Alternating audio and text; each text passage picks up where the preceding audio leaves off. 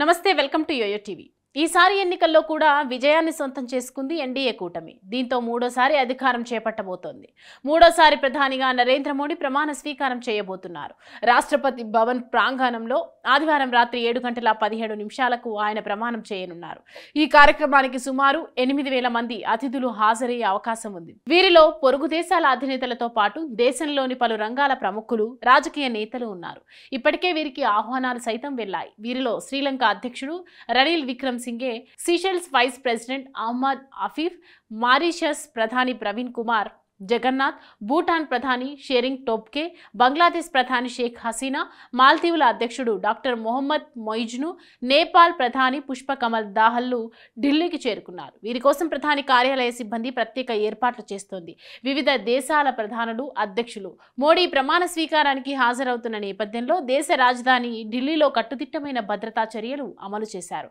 రాష్ట్రపతి భవన్కు రక్షణగా 5 కంపెనీల పారామిలిటరీ బలగాలను మోహరించడంలో పాటు బహుళస్థాయి భద్రతా ఏర్పాట్లు చేసినట్లు అధికారులు తెలిపారు। వీరితో పాటు ఎన్ఎస్డి కమాండోలు, డ్రోన్లు, స్లీపర్లు కూడా ఈ మెగా ఈవెంట్స్ కు రాష్ట్రపతి భవన్ కు కాపలా కాయనున్నాయి। కర్తవ్య పదం పోలీస్ స్టేషన్లో సీసీ కెమెరాల ద్వారా ఆయా ప్రాంతాలను నిశితంగా పర్యవేక్షిస్తూ అధిక స్థాయిలో నిఘా ఉండేలా ఏర్పాట్లు చేశారు।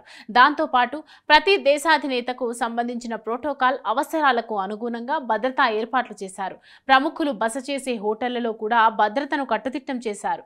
మరోవైపు మోడీ ప్రమాణ స్వీకారోత్సవానికి రావాలని Vande Bharat loco pilot Aishwarya S Menon కు కూడా అధికారులు ఆహ్వానాన్ని అందించారు। దీంతో ఐశ్వర్య ఎస్ మీనన్ ఎవరు అనే చర్చ జరుగుతోంది।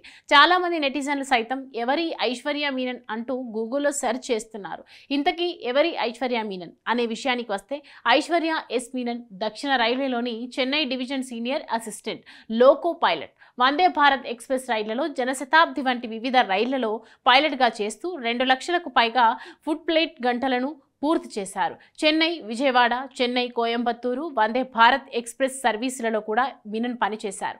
మీనన్ తన చురుకుదనంతో రైల్వే సిగ్నలింగ్ పై సమగ్ర పరిజ్ఞానంతో నాణ్యమైన సేవలు అందిస్తూ సీనియర్ అధికారుల నుంచి ప్రశంసలు అందుకున్నారు। ప్రధాని మోడీ ప్రమాణ స్వీకారోత్సవానికి దాదాపు 10 మంది లోకో పైలట్లకు ఆహ్వానం అందింది। వారిలో ఐశ్వర్య మీనన్తో పాటు ఆసియాలోనే తొలి మహిళా లోకో పైలట్ సురేఖ యాదవ్ కూడా ఉన్నారు। సురేఖ యాదవ్ 1988లో భారతదేశం తొలి మహిళా లోకో పైలట్ గా చరిత్ర సృష్టించారు। అదేవిధంగా ఈసారి కూడా సెంట్రల్ విస్టా ప్రాజెక్టులో పనిచేస్తున్న కార్మికులు, పారిశుద్ధ్య కార్మికులు, కేంద్ర ప్రభుత్వ పథకాల లబ్ధిదారులు తదితరులు పెద్ద సంఖ్యలో మోడీ ప్రమాణ స్వీకారోత్సవానికి హాజరు కానున్నారు।